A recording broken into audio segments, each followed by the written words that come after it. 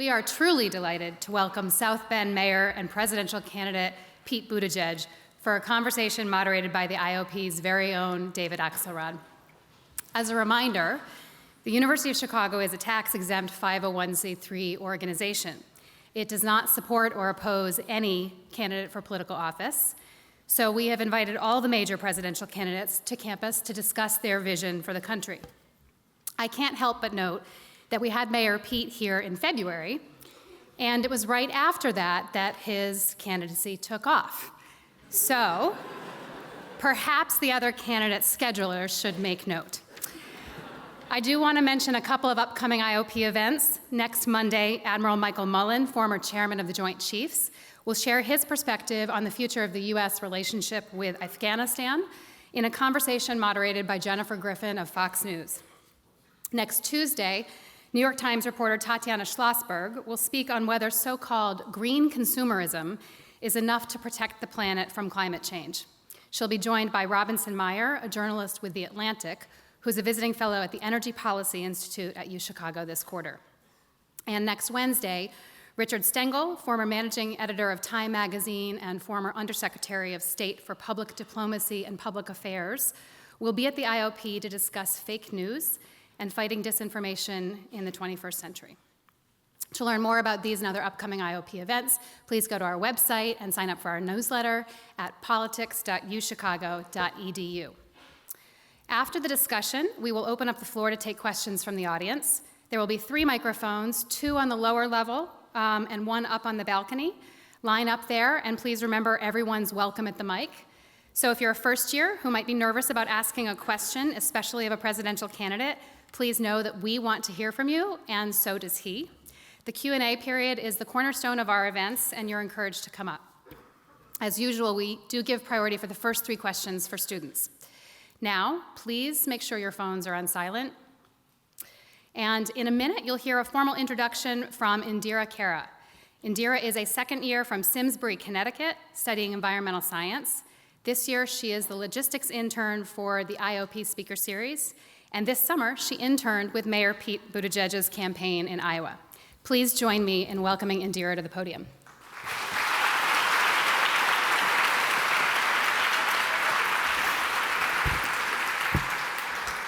Today's conversation will be moderated by IOP Director David Axelrod. Before returning to his alma mater here at UChicago, Mr. Axelrod was a chief strategist and senior advisor to President Barack Obama.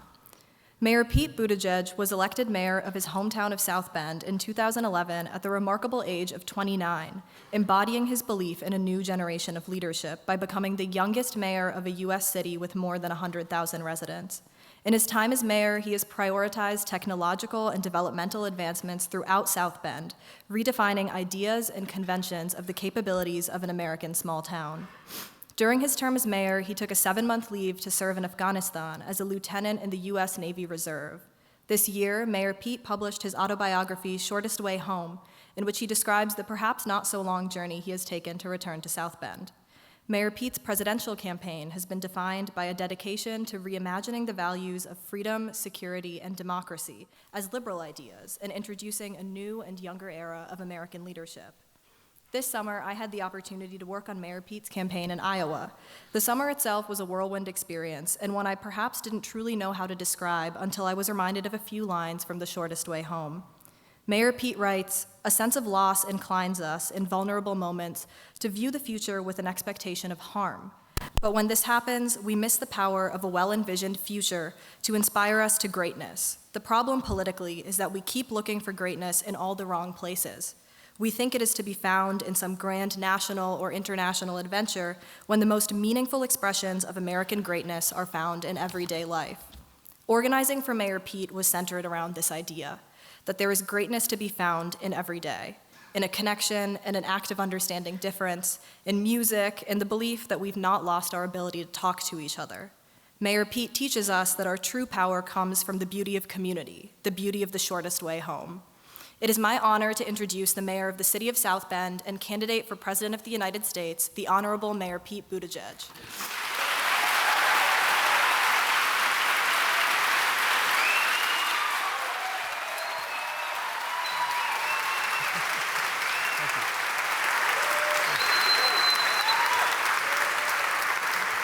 Thank you.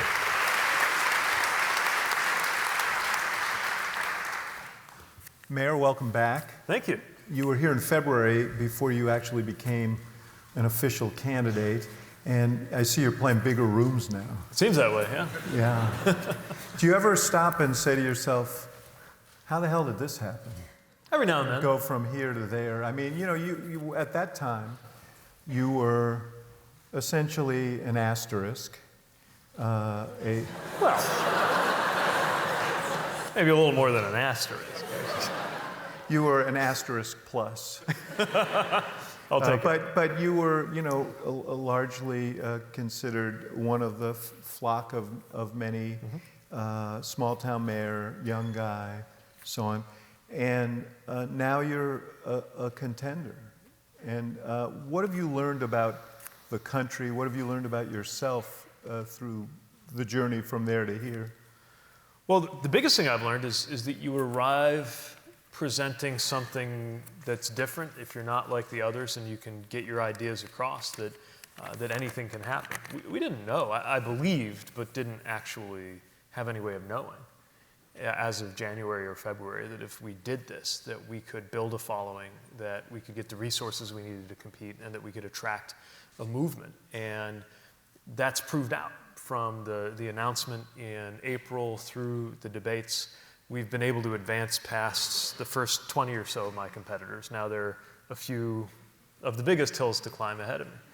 But what it tells you is that for all of the problems, and there are many in our system, there's still some level at which the system makes it possible for people to break through. I mean, the idea that a 30-something gay South Bend, Indiana mayor would even be taken seriously was a bit of a leap.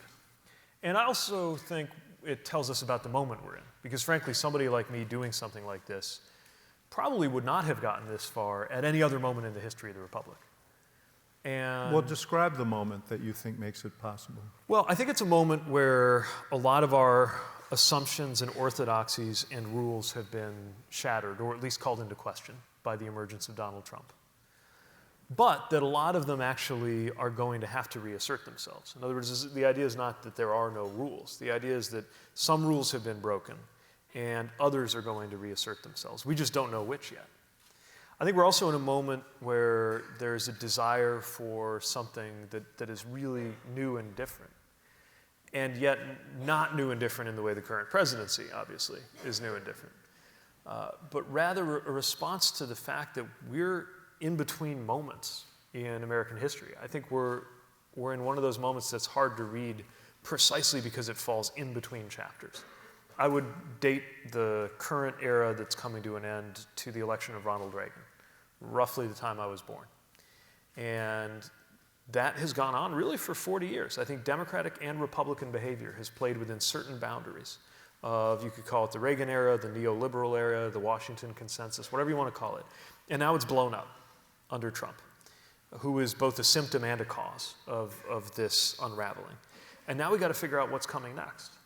And that means that if you arrive with an account of where America is and what you want to do, people will hear you out, even if you don't have the traditional credentials of a mainstream presidential candidate. What do you, Trump obviously looms large over all of this. What do you think that his effect is? And when you talk to people, you know, there is this big debate, the debate about, is this a time for bold, as Elizabeth Warren says, and she's done very well with it, bold structural change, or is it a time to heal the country and restore some sense of calm and common purpose and some of the things that have been shattered? What do you hear when you're out there? I hear both. And I think you are a politician, aren't you? No, but this is this is really important. This is why I'm running. So we have to have bold change, because the failure of our political and economic systems up to now is what got us here. Right? A guy like Donald Trump should not have been able to come within cheating distance of the Oval Office, should not have been able to take over either one of America's two major political parties. The fact that that was even possible, I believe, reflects the failure of our system to keep up and deliver for people. and the failure of our system to really make everyday life better in America, which is why we need real changes. It's also the case that we need to heal. So I'm thinking a lot about not just the need to end the Trump presidency, but I'm thinking about what it's going to be like the first day after the Trump presidency. You may have seen in the debate, I asked voters to really picture this and not just enjoy and savor the idea of, thank God he's no longer in office.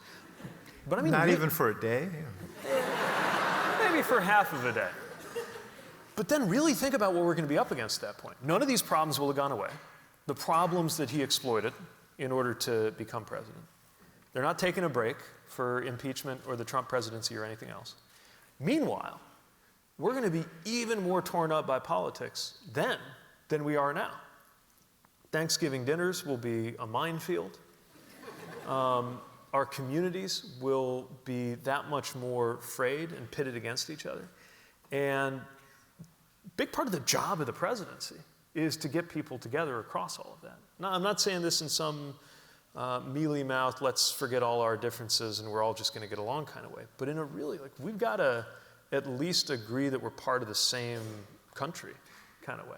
And the president, often through the least well-documented functions of the presidency, the symbolic parts of the presidency, can uniquely help make that possible. So the premise of my campaign is we can enact very bold reforms and also do it in a way that can unify an American majority, which, contrary to a lot of the assumptions that I think Democrats have had beaten into us over time, an American majority that's with us on issue after issue and engage it to get things done. If we have to choose one or the other, we're screwed.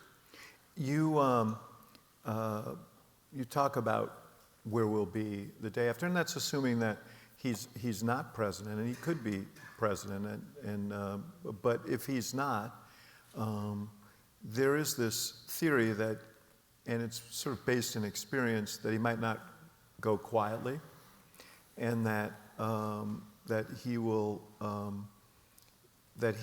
raise doubts about the process, and that he will stir his base to question the legitimacy of an election. Let's imagine you are the president. How do you deal with that? Healing is a word, but what are the things that would have to be done to reassure people about the responsiveness of our institutions and to invest people with a sense of kind of common purpose, even as we have differences? Yeah. Well, I think the work that has to go on right away is to make sure our institutions actually reflect us. Not that we have majority popular rule on every decision, but there should at least be some resemblance between the decisions that are being made and what the American people want. And again, you can see this across various issues, but the issue behind every issue is democracy. The fact that districts are drawn where politicians effectively choose their voters, certainly the role of money in politics. I would argue the existence of the Electoral College itself. All of these anti-democratic qualities, some of them that have been there all along, some of them newer, that have been used to grind our system's responsiveness to a halt. These need work right away, and it has to be it's never sexy, the process stuff is not sexy, but that's got to be done right alongside dealing with climate and wages and racial inequity and healthcare if we want to advance as a country in our lifetime. So you think you would restore unity by moving to eliminate the Electoral College? I think that it's one example of, no, this is important, right? Think about this. If we had a national popular vote, we'd all actually be participating in the same election for president, which is actually not true right now. And we need to stitch together the way our community problem-solving processes work, the kinds of things I work with as a mayor, all the way through up to the national level. Now, I'm under no illusion that we can get a national popular vote overnight, but part of what I'm trying to do, in addition to making the case for a policy I think is good, is elevate our ambition a little bit about democratic structure, because it's so clear that our democratic structures don't work. And perversely, even though he's making them worse, I think that Trump's arrival largely reflects a sense of frustration about those structures. For example, in his campaign, he said the elections are rigged. Now, in one sense, that was a lie, because he was saying that it was undocumented immigrants by the busload showing up at precincts, and I've never found anybody who thinks that happened at their precinct, even if they think it happened. But in another sense, if the outcome of a congressional race is effectively predetermined by gerrymandering, then in a certain very transparent, naked, and real way, that's true.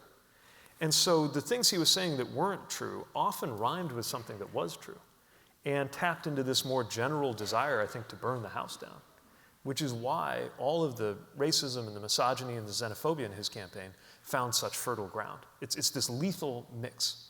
And if our institutions continue to be this encrusted and non-functional, then I really think no matter how clever the policies we come up with on health or climate or wages or whatever, we'll continue to see this disconnect that will empower whoever is the loudest and promises most convincingly that they're going to burn the house down. I'm interested in what you hear when you're out campaigning. You do a lot of town hall meetings. You meet with people all over the country. You spend a lot of time in Iowa.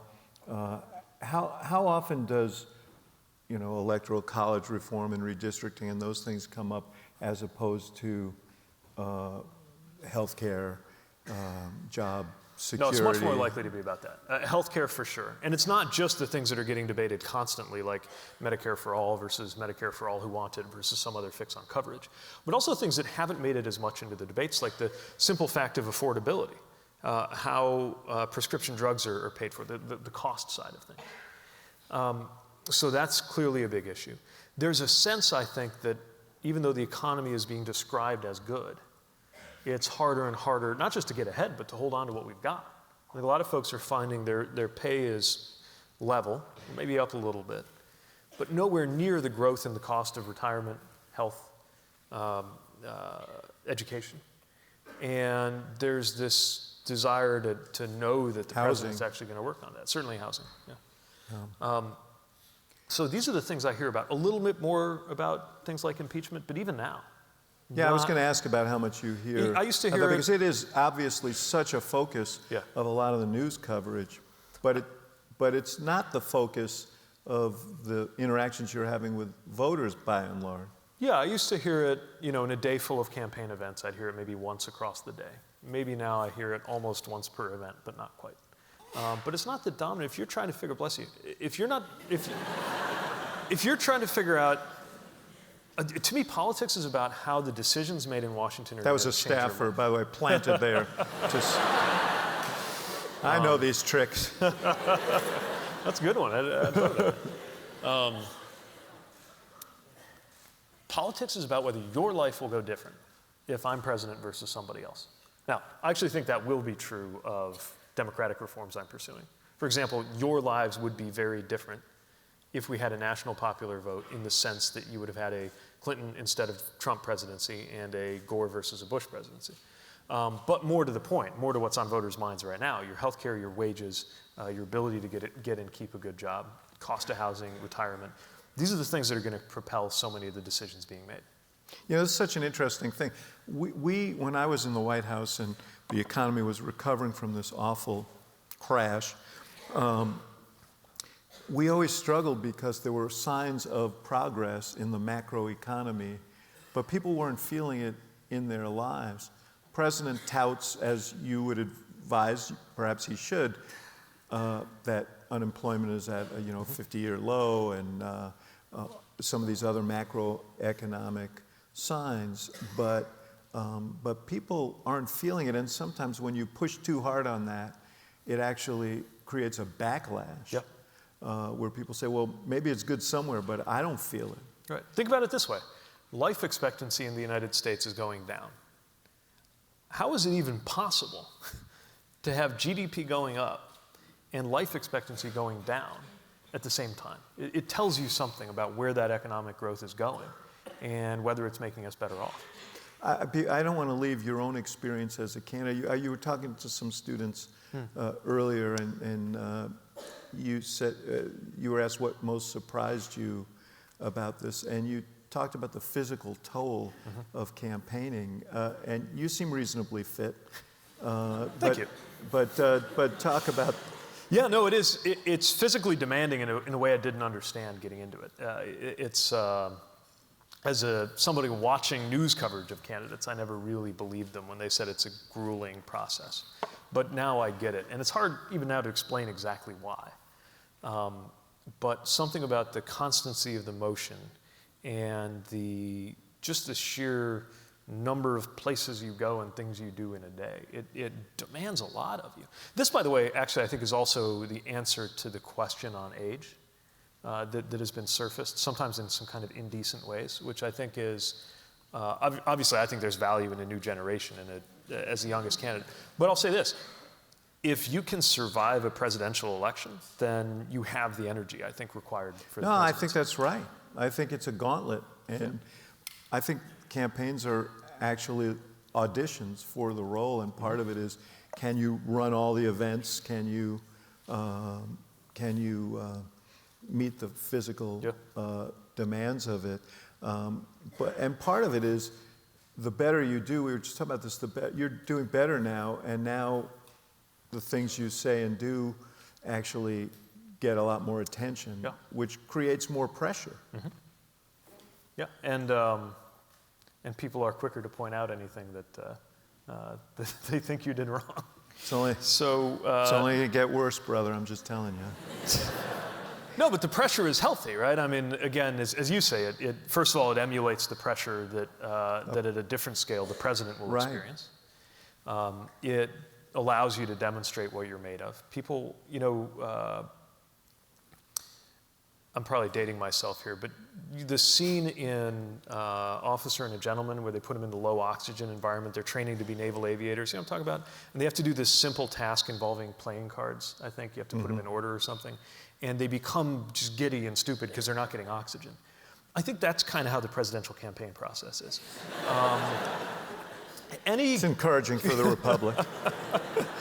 Just in the sense that when you see somebody, for example, a candidate, do something, you say, like, that was really dumb. I could have known better than to say or do that. And that's probably true. The question is, if that were the 17th time in a 1 hour space that you'd had to do some kind of task of that complexity, could you still have done it? Right. Yeah. And that's where I think candidates get tired or reveal their weaknesses, is just because it's not any one of the things you're doing that's hard. It's doing all of them at once every day for 2 years. I have to laugh that that's how you think you're dating yourself. And when I say I'm dating myself, I mentioned Casablanca. But you see how few heads nodded when I brought up the movie. So. I'd explained Seinfeld to Chasten. It was really... I want to ask you, I thought maybe your best moment in the debate came in your discussion from the perspective of someone who has worn the uniform of the country, your reaction to what's taken place in Syria. Yeah. Since that time, your old friend, Vice President Pence from Indiana, was dispatched to Turkey, and an agreement was reached that really seemed like a kind of capitulation. Right. Evaluate where you think we are at and what the ramifications of it are.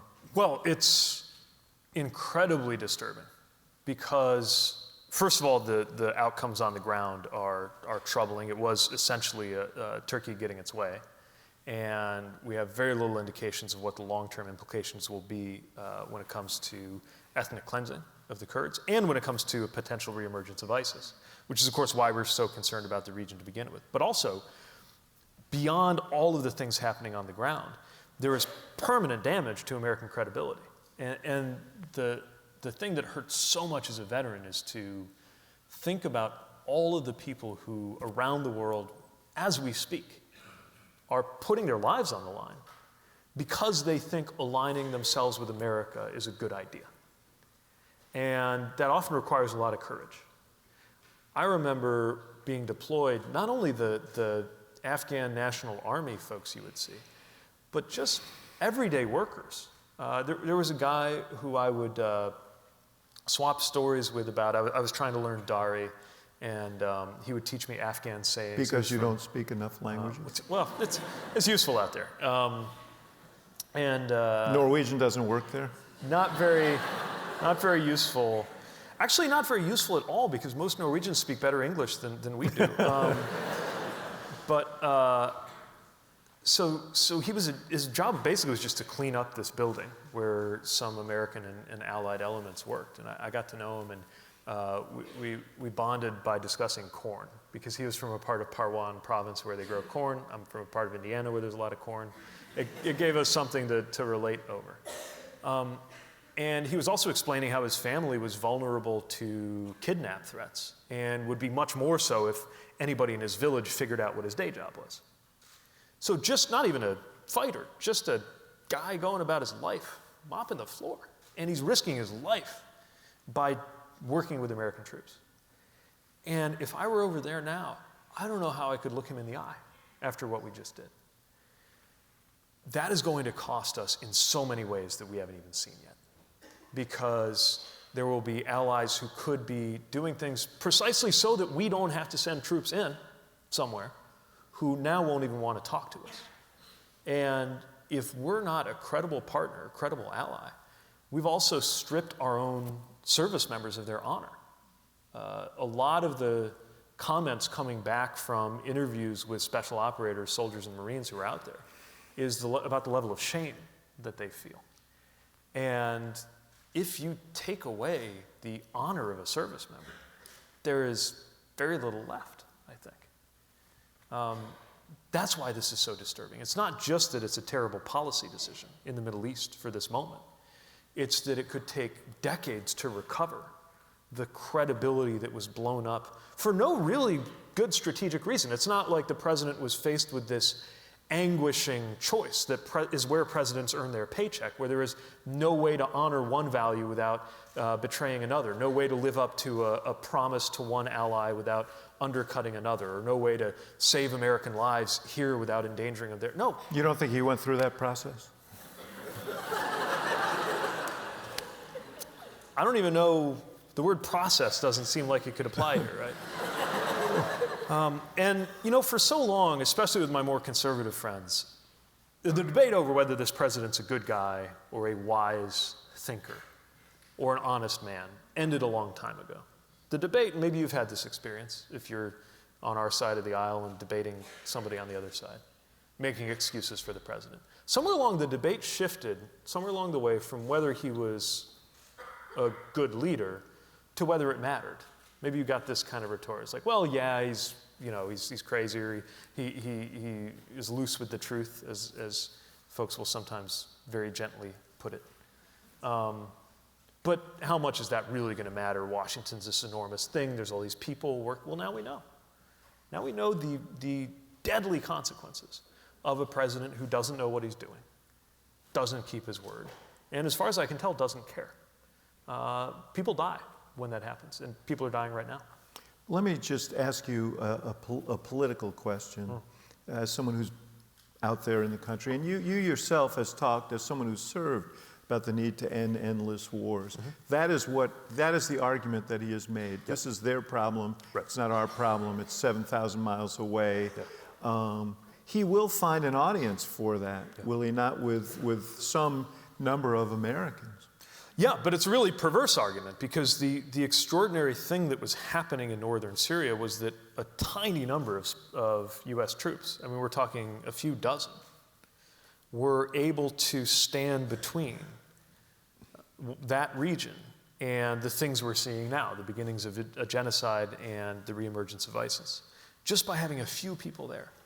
And what's so ironic is, for those of us who think we've got to get out of Afghanistan, this is what getting out of Afghanistan ought to look like, is that you have a skeletal presence of special operators and intelligence gathering capability, just enough to keep America safe and to stand between that place and the worst possible outcomes, not an open-ended and large number of ground troops. This is exactly what we had in Syria, which is why we didn't have to have a large mobilization of troops into Syria, and he took it away. And you can see the consequences of taking this tiny number of, I mean, far fewer than the number of people in this room, and taking them out has unleashed something that we may be dealing with for years. I want to go back to this issue of bold structural change, Senator Warren's term, and she has an array of proposals that are large-scale proposals to deal with inequality and some of the other issues that I think people in this room probably care deeply about. You challenged her in the debate over actually one where she's borrowed a proposal from Senator Sanders, but talk about that and why it was important to you to challenge her on that, what you think you learned or what we learned, and what we should think about that. Yeah.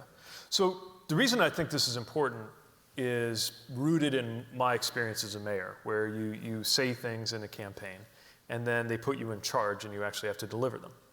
And I think anybody who allows the phrase Medicare for all to escape their lips in campaign season has a responsibility to explain what it would actually take to get there.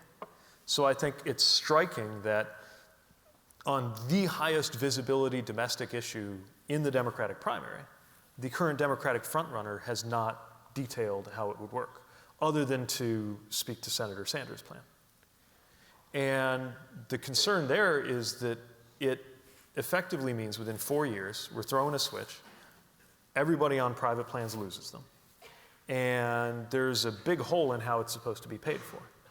And the reason I think it's so important to illustrate this difference is I'm convinced that we can get that same goal of getting everybody delivered. It's not like I'm proposing some little technical tweak. I am proposing the biggest reform to healthcare in this country in 50 or 60 years. Medicare for all who want it, is what I call it. So the idea is you take a version of Medicare, you let everybody get in on it, if they want it. And if you want to keep your private plan, that's okay.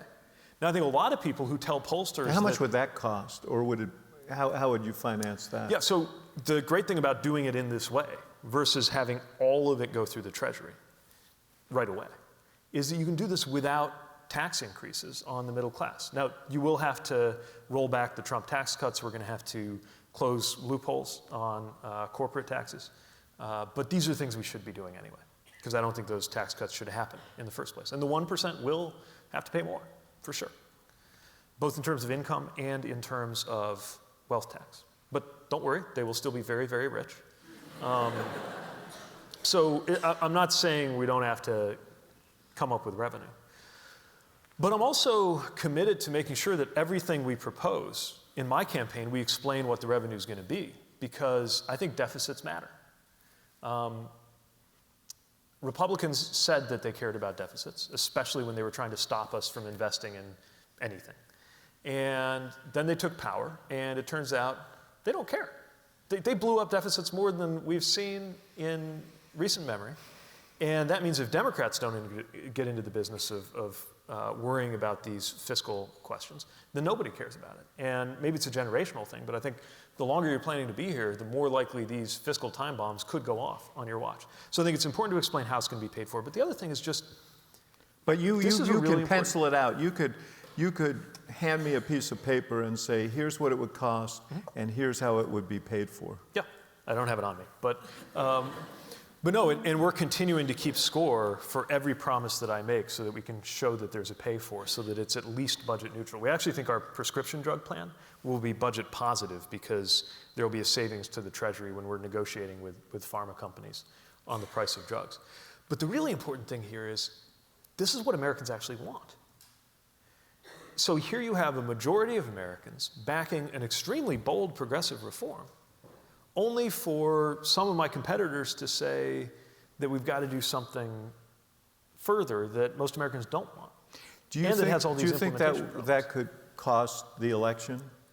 Well, it certainly won't help. Because, again, a lot of the people, including Democrats, who would tell a pollster they're for Medicare for all, what they mean is actually what I'm proposing.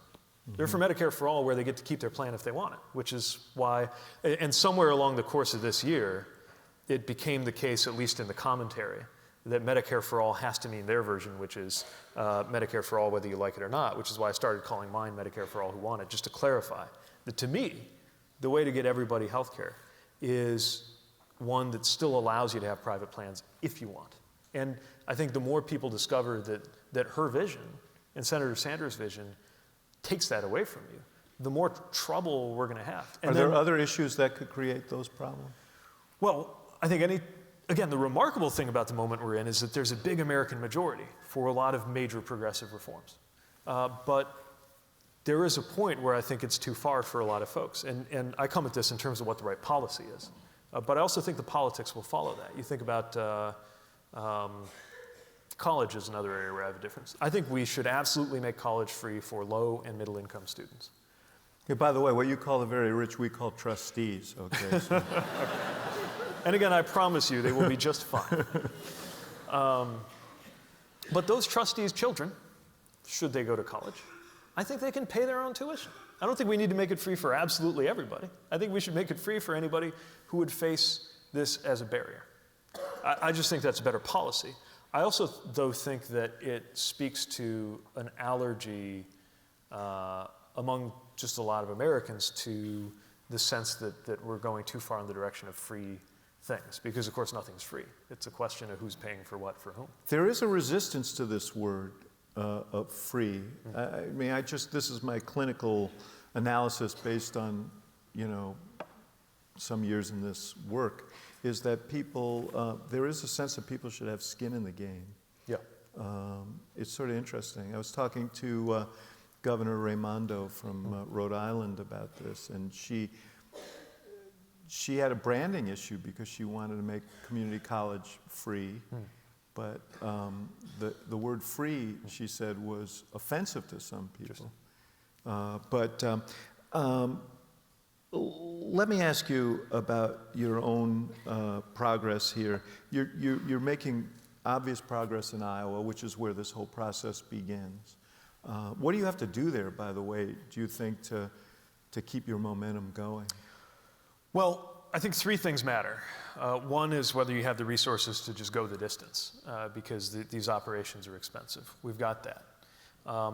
The next thing is, do you have a message that's resonating? We feel that we do. But there's still a lot of Iowans who don't really have an opinion of me or some of the other candidates, because maybe they're living their lives. Right, they're not actually following the minute by minute, blow by blow of the presidential nomination process, because they got stuff going on. And then the third that's so important is the ground game. So, when the Iowa press said we won the steak fry, I'm sure this which is a big event in Iowa, where a cattle call of.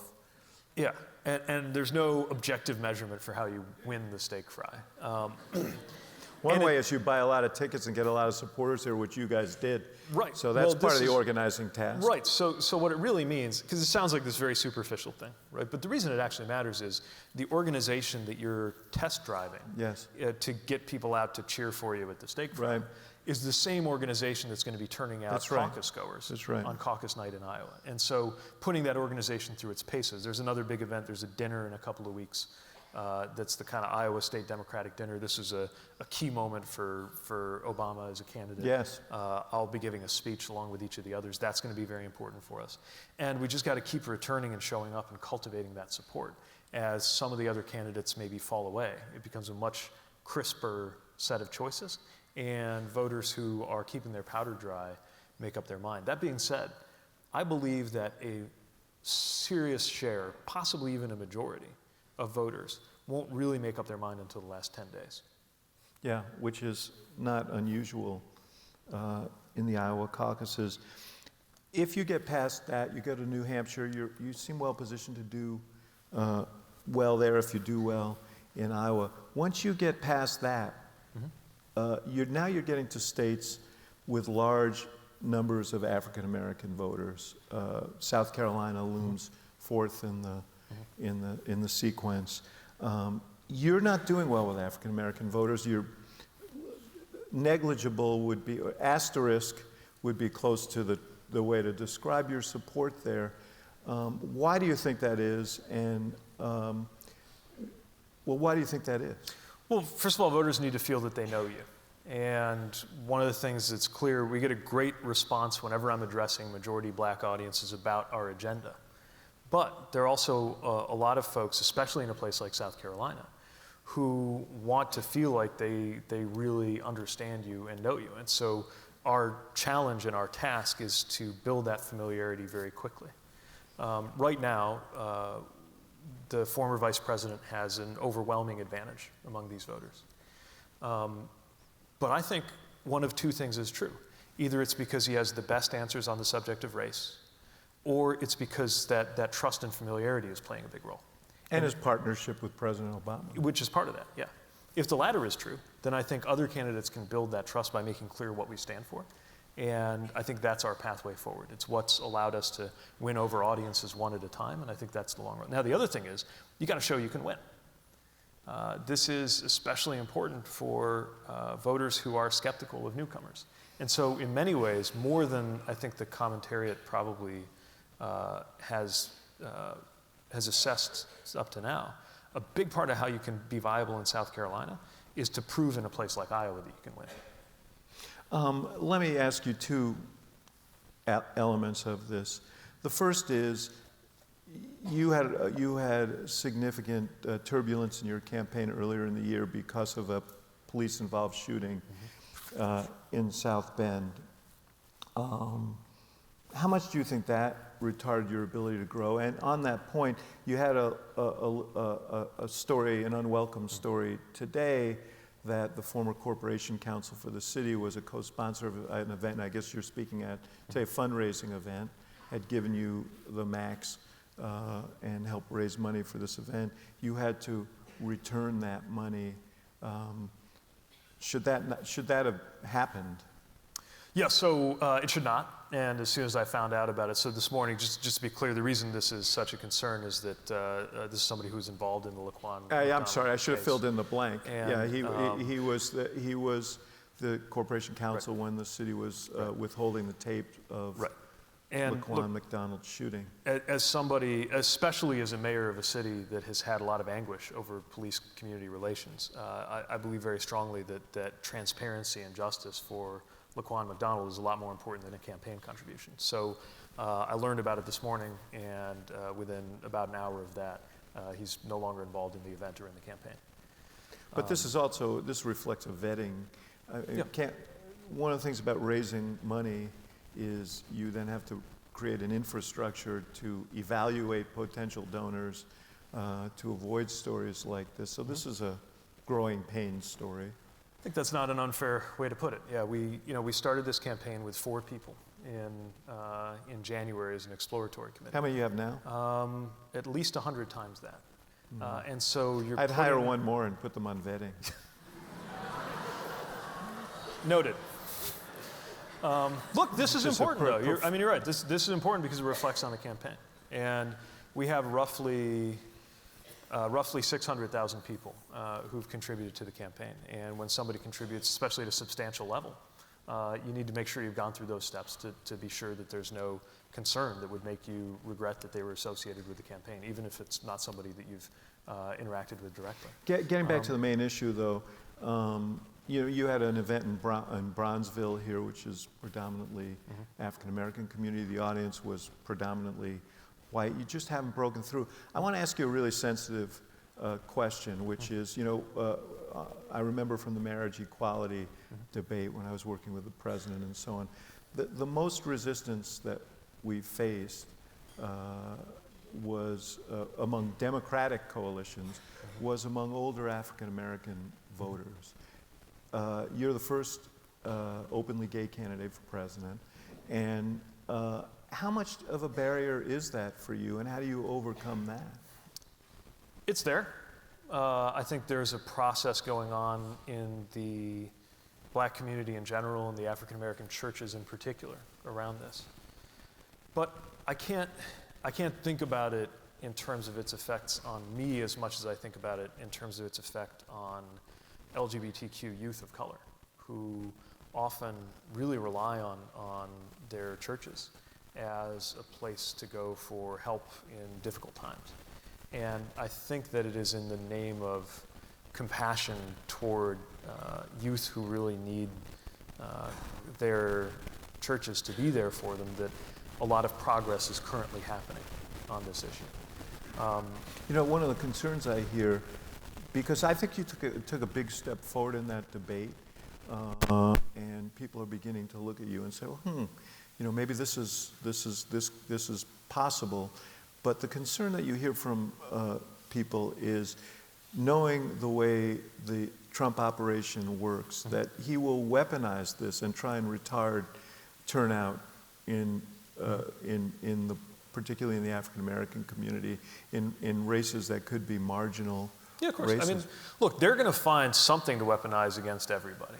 And if there isn't something there, they'll make something up and use that. That's what they're going to do. But it's also the case that if we have the right message and build the right coalition, this race should not be close. It should not be within cheating distance. They're going to do all kinds of nefarious things. Yeah. Of course they are. Cheating distance is an interesting choice of words. I want to go to questions in 1 second, and there are microphones. I think there's one in the balcony, and there are microphones, or there will be. Here comes the microphone. There's one down the main aisle, so why don't you begin lining up? Is there one in the balcony? And one on this side over here. So wherever you're closest, line up. I don't know, did you see Saturday Night Live last Saturday? Yeah, I know you're busy. Yeah. Yeah, I saw it. So Colin Jost, it was not really fair, was it? Because I have a feeling that he must know you, right? You guys must have been classmates. Yeah, I knew him. I think we lived in the same dorm. I didn't know him very well, but I knew him a little bit in college. So it's one of those strange... What did you do to him that made him so mad? No, it's all in good fun. I mean, obviously, if you're being played on SNL, something in your life is probably going the right way. Yeah, exactly. I didn't see Steve Bullock on that skit. So maybe next time. Or others. I like Steve Bullock, I'm not. Anyway, yes. Before I get into more trouble, go ahead. Hi, my name is Nathan Muntz. I'm a second-year medical student here at UChicago. My question is, the racial wealth gap is, due to hundreds of years of slavery followed by hundreds of years of discrimination. What are you going to do specifically to close that racial wealth gap? Yes. So, first of all, we got to recognize that if you take a legacy of racist policies and structures, and you replace them with neutral ones, that's not going to lead to equality. We've learned that the hard way. I would say on some level, I've learned that the hard way. And if you stop and think about it, it's very clear why. Think about it in terms of compound interest. You save $1, turns into $2, and then $4, and then $8. Over 150 years, $1, 5% becomes $1,000. Well, if that's true of the value of $1 saved, it's also true of $1 stolen. And when not just $1 or a number of dollars, but the entire economic life of people has been stolen in generational theft going back to 1619, this is not something that will just correct itself. It compounds. And in many ways, the fact that some of these harms happened hundreds of years ago doesn't make it better, it makes it worse. You add to that the fact that some of these harms did not happen hundreds of years ago. The exclusion, the de facto exclusion from the GI Bill, the fact that it was more difficult for Black Americans to access Social Security benefits, housing policies within the lifetime of my parents that segregated neighborhoods that actually started out integrated at the beginning of the century. These intentionally and through the government on behalf of the American people compounded inequities and led to the racial wealth gap and the racial income gap. So what do we do about it? First of all, I'm a supporter of H.R. 40 to investigate reparations, and that conversation needs to happen. I also don't think we should wait for that in order to take certain steps. And so I've proposed the Douglas Plan. The idea is, it's named after Frederick Douglass, who demanded that our country be closer to living up to its professed ideals. I think we should call it a plan and name it after a person to remind people that it could be as ambitious as the Marshall Plan, except this time, let's invest it right here at home. And it's one of the reasons why, in addition to things that get often the most discussion when it comes to problems around racial inequity, like inequity in our criminal justice system, I'm also really focused on the solution side, solutions coming from within the Black community in entrepreneurship, for example. So I'm proposing that the federal government have a 25% goal for business done with businesses led by people who've been historically excluded. It's why we're proposing a Walker-Lewis initiative that would provide what we call a debt for jobs guarantee to remove the debt for Pell-eligible students who start small businesses. A lot of people face what's informally called a black tax, basically the fact that an entrepreneur of color is more likely to be expected to fund relatives and support family members because of that same wealth gap you're talking about. So whether we're talking about entrepreneurship, access to credit is another big piece that needs to be reformed. Whether we're talking about criminal justice, because of course having a parent incarcerated is something that makes someone less likely to meet their potential later on, which is one of the reasons why we need to decarcerate. In addition to health and a new Voting Rights Act and home ownership, all of these things are tied together. And I believe because the disparity is systemic, the solution has to be systemic too. And I don't want to be too long-winded, so there's a lot more on the website, but these are some of the measures that I think we need to undertake, frankly, all at once. The last thing I would add is that there's a conversation that needs to happen among white Americans. This can't be something that is only raised as a sort of specialty topic for black audiences. And frankly, it's very important not to only hear about this from candidates of color, because there's got to be a way, without arousing some of the defensiveness that a lot of people have, to talk about how everybody is implicated in this problem and how everybody can be part of a reparative or restorative process to make it better in our lifetimes. Thank you. Thank you. Yes, up there. Hi, yes. My name, up here. There we Oh, go. there you are. Great. Okay, hi, my name's Devin Wenzel, and I'm a second-year English major, and as such, I just really like asking cool people what their favorite novels are. So this is like not political, but if you want to give me some book recs. Yeah, all right. First of all, I'm proof that you can study literature and then have a job. So, right, good on you for being an English major. I've talked elsewhere about why I think Ulysses is the ultimate personal and political novel that explains a lot, because it's actually about the everyday, even though people think of it as being about complicated things. I just read Giovanni's Room by James Baldwin, very timely novel. I am just dipping into a history of Rome. It's about how republics die. It's a little grim. One of the things in there is that when the consensus-building institutions of a Senate, for example, are ground to a halt for obstructionist purposes, that's one of the symptoms of a republic starting to die. So also a timely book. I think it's called Mortal Republic.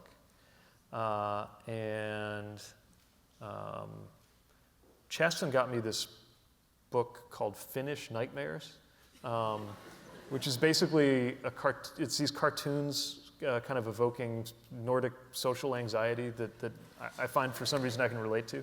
I don't know if they have that at 57th Street Books, but those would be my picks for the moment. Thank you. Thank you. Right. Yes, over here. Perhaps you want to ask about film. Oh.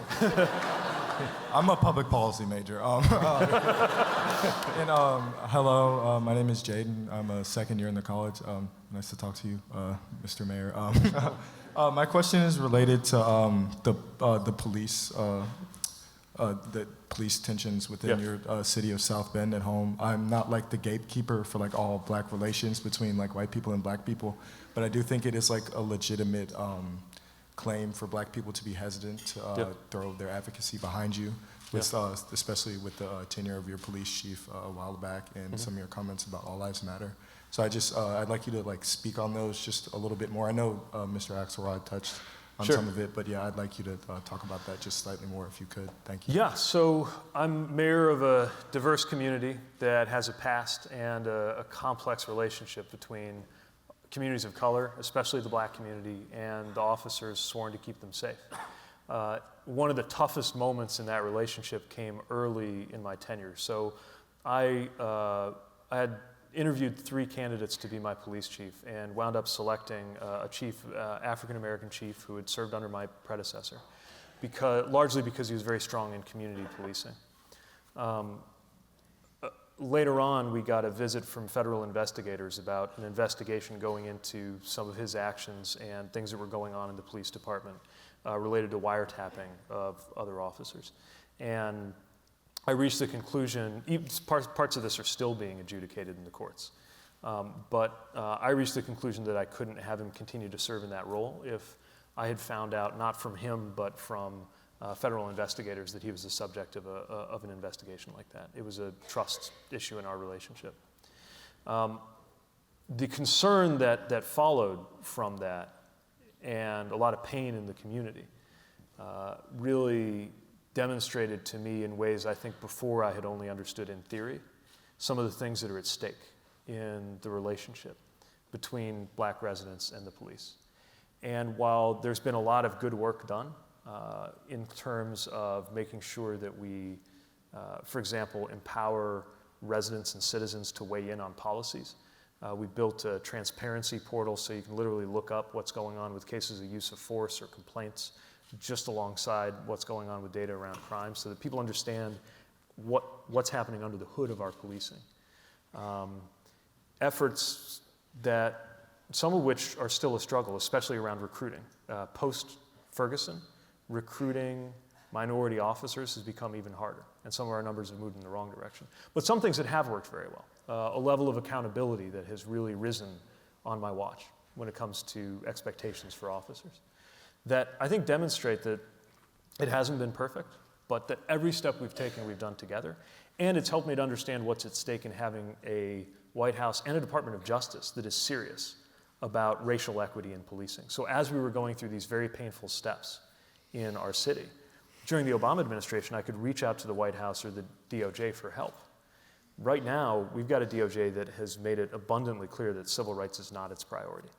And it changes a lot of things, both for departments that frankly need to be enforced on when it comes to civil rights. Now, that's not happened to us, but it's happened in a lot of cities. And departments that are trying to do the right thing but need help and are on their own, to the point that we've actually been, we're moving to engage people who had worked in that previous Department of Justice and are still working these issues to help us, because we know we're not going to get help from Washington today. So those are some of the steps that we've taken, and they motivate the policing element of what I believe is an important plank in the Douglas Plan. And these issues are going to be with us for a long time. They didn't start on my watch and they won't end when I leave. But if I can't promise that we've been perfect on these issues, I can promise that I have walked with the community in pain through these and understand what's at stake in getting it right. I'm going to go back up the other way, so go ahead. Hi, my name is Isabel, and I'm a first year in the college, poli-sci major probably. I actually asked this question to David Axelrod and the IOP fellows earlier in the school year. So I'm really interested in terms of campaigning and issues that straddle political reality and actual reality. So, for example, someone who lives by the Mexican border, who's a blue-collar worker, might feel that immigrants are taking their jobs, even though we know that's not that's not true. Yeah. Whereas someone in New York City who's a lawyer might, be very welcoming to immigrants. So, what are issues that we can run on? In the election that unites us as Americans and that kind of straddles these two different realities that people live in? Well, I think the best thing we could do is connect it to realities on the ground. The great example for this, in my view, is the political trajectory of the Affordable Care Act. In 2010, it was a deadly issue for Democrats. We got killed over it because it was all in theory. And so these stories about death panels and all these things, people believed it. By 2018, it was the winning issue for Democrats for the simple reason that it had actually happened and people realized they were better off and weren't going to allow their members of Congress to take it away from them. And so even on the toughest social issues, I find they get a lot better when it's connected to somebody's lived experience. Immigration is a great example, actually. In South Bend, we had an undocumented immigrant who was a business owner get deported. And people were furious that he had been deported. And by the way, he was from a very conservative part of our county. And all of the people demanding that I do something to stop this, which of course I really couldn't as a mayor, were conservative Republicans. His own wife voted for Donald Trump because they really didn't see it as something that was going to affect somebody like him. And you can say, well, what did you expect, and be mad at them. But you got to remember that if you're on a diet of Fox News and you're from a community where being Republican is the same thing as being respectable, you just didn't see this coming. But the more we're talking in terms of actual lived experiences, the stronger we get. There's the example about election rigging, too. I know plenty of people who think that there was a busload of undocumented immigrants voting somewhere, but I've never met one person who thinks it happened at their polling place. And the more we can make it about the realities that we live and breathe and see, the better off we're going to be. I think it's for exactly this reason that the president wants us thinking about things that are far off and strange, like whether we should buy Greenland right? Because the big problem in your life, if you're sitting at home trying to figure out how to pay the bills, is probably that you're not getting paid enough or that healthcare is too expensive. Not that we haven't bought Greenland. And so we need to make sure that that tether allows us to build the common ground that already exists on issue after issue. Even issues where Democrats have been in a defensive crouch, like guns. There's actually an overwhelming consensus, even among Republicans, that we should at least do background checks. And because while most people, thankfully, don't personally have the experience of gun violence, they at least have the experience of being worried about their kid going to school. So lived experience, I think, is the touchstone that's going to get us out of this, if our nominee has enough discipline to keep lived experience at the center of the message, even as all of these dazzling and horrifying things happen around us. And do you have any idea who could do that? I got a thought. Okay, go ahead. Hi, my name is Daniel. I'm an American Jew, and it's very important to me that Israel's occupation of the Palestinian territories end, not in spite of my Judaism, but because of it. We have 4.8 million Palestinians who are living under the authority of a military over whom they can't exercise any accountability. And to me, this is despicable in terms of the Jewish principles of love and humanism that I was raised on. You've said in the past, you believe the occupation must end, and I'm glad that we agree, but the United States gives over $3 billion in military aid to Israel each year, much of which funds the occupation, so there's a deep complicity in this nation. Just, I have to ask you to get to the question. Yes. Yeah. So it's clear that we need real action. So my question is, as president, will you make aid to Israel contingent upon an end to the occupation completely? So what I'll say is that I think that the aid is leverage to guide Israel in the right direction. And if, for example, there is follow-through on these threats of annexation, I'm committed to ensuring that the U.S. is not footing the bill for that. One of the shocking things to me about the absence of American leadership under the Trump administration is not just what is happening among our adversaries or competitors, what's happening with China or Russia, throwing their weight around in the way that they do. But our allies. After all, Turkey, behaving the way they are right now, is also a NATO ally. Saudi Arabia is doing things that I don't think would have been permitted before. And I think it's partly because we're not using our leverage as an ally with them. And I think the same is true with Israel. Look, I believe in the relationship with Israel. I believe in the alliance. I believe it's important. I also believe that it is in the American interest, as well as the Palestinian and ultimately Israeli Jewish interest, that Israel not reach the point where there will have to be a choice between either being a Jewish state or being a democracy. And there is a trajectory toward that going on right now.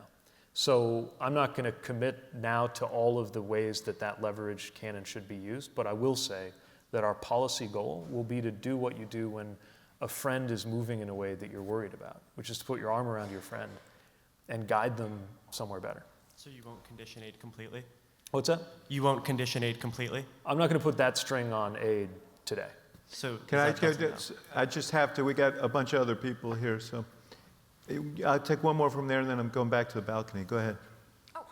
Hi, my name is Lexi, and I'm a fourth year in the college. I'm also one of less than 12 Native American students in the college, and I'm a citizen of the Choctaw Nation of Oklahoma. So I was wondering, do you have any sort of specific plans for Native Americans, considering we're one of the most marginalized and least represented, if ever represented, minority groups within the United States?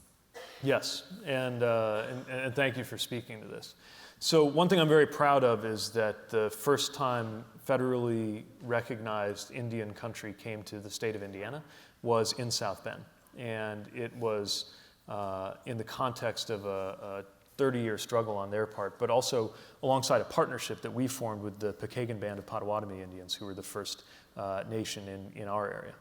And I learned a lot about tribal sovereignty and the struggles that exist right now. First of all, a lot of tribes or tribal citizens who have fallen out of the protections of tribal sovereignty, which is why we need a fix to the Carcieri decision. There's also chronic underfunding of the Indian Health Service. And there's been a failure to recognize free, prior, and informed consent on things that impact tribal lands, which is how you got things like the Standing Rock situation. I will also say that when I visited the Obama White House as a mayor, it was very clear that there was a relationship with mayors and cities, there was a relationship with states, and there was a relationship with tribes. This was considered a very natural part of intergovernmental relations.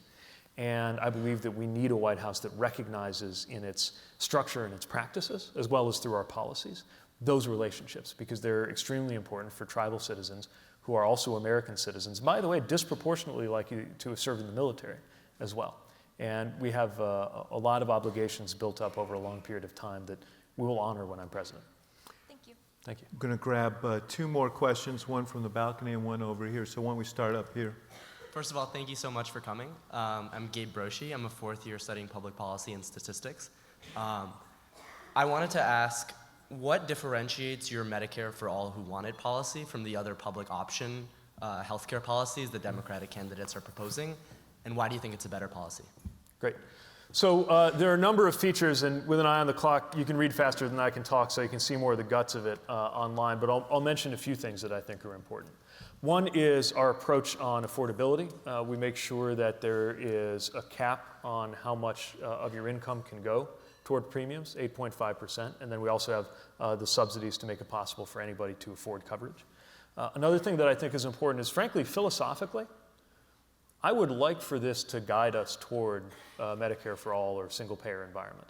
It's just that I think we need a little bit of humility to discover by doing whether that's going to be the right answer for everybody, instead of assuming that it will be and requiring everybody to embrace it. In other words, if progressives like me are right, that the public alternative is going to be better, then everybody's going to opt into it, and it becomes the single payer. But I don't want to risk other people's health care on us having gotten that right in Washington, nor do I want to risk other people's health care on us having correctly guessed the number of years it would take to get there in Washington. Is why I think it's important for us to create this alternative. And then if the private sector comes up with better things than they have now, fine. The important principle to me is not that the government be your payer, your insurer. The important principle to me is that you get good coverage one way or the other. But I do think that's a philosophical difference from folks who feel that they're just adding features onto the framework of the ACA. Yes. All right, hello. My name is Marissa, and I'm a student at the law school. So because of that, I had a question about the Supreme Court, and I thought some of your ideas were pretty interesting. So I think there's concern that any new, Supreme Court scheme could kind of threaten the independence of the court and maybe open the door for some even more, partisanship. Maybe the Republicans would come up with their own court packing scheme next cycle. So I just wanted you to maybe elaborate on some of your creative ideas you floated and any concerns that it could open the door for more partisanship in the court and how serious you are about them. Yes, so this is really important. The idea of reforming the Supreme Court is not to make it more liberal. I will make it more liberal with the people I appoint to it, but that's not what structural reform should be about. On the contrary, the purpose of structural reform should be to make it less politicized. And that's got to be the core of any reform we undertake. That's why if we are going to expand the number of members of the court, the idea that I floated is one where 1/3 of the court can only be seated by unanimous consensus of the other 2/3. In other words, you have 15 justices, 10 of them can be appointed through the traditional political methods. Then the other 5 can only be seated by unanimous agreement of the other 10. By the way, I'm not smart enough to have thought of this on my own. For folks who are interested, there's an article, I think in the Yale Law Journal, about to come out that explains why this might be something that could be achieved without a constitutional amendment. That's a law school in the East, right? So I'm told, yeah. So that's probably the most ambitious reform. Others have been floated would be term limits. If you have an 18-year term, then you know how many vacancies there will be per presidency. It dials, but that doesn't dial down the politics really that much. Another is to rotate people off the appellate bench. I'm not going to be doctrinaire about the idea itself. I do think we need a sense of urgency around reform. And we need to remind ourselves that reform is an option. The Supreme Court has been adjusted many, many times over our history. I would argue that the Republican Senate changed the number of justices to 8 until they took power again. But it's also been reformed in much healthier ways. As recently as the 1970s, there were constitutional amendments happening all the time to improve our government. The 25th Amendment, changing the voting age to 18. Even amendments that didn't make it, like the ERA, although I haven't given up on the ERA. But the fact that that fight happened had very good consequences in terms of leading to things like Title IX. So this is a moment where obviously our political structures have not kept with the times. And that means calling into question whether the United States has the right number of states, whether the United States Supreme Court has the right number of justices, maybe even whether the US House has the right number of representatives. Not in order to make government more liberal. That's the job of liberals, to go out in the political space and do and argue for, but to make government more responsive before its unresponsiveness leads to pathologies even more disturbing than the Trump presidency. Did you say whether the United States has the right number of states? Yes. Look, if you're... This isn't just some cheap play to get Indiana to merge with Illinois, is it? No, I think we're all set on our side of the state line, frankly. No, but the idea that if you're living in D.C. and you're a dishwasher and you don't have a representation in the Senate, there's no principled defense of this. By the way, it would not be the smallest state if it became a state, but what it would be is the most African-American state in the Union. So that's an example.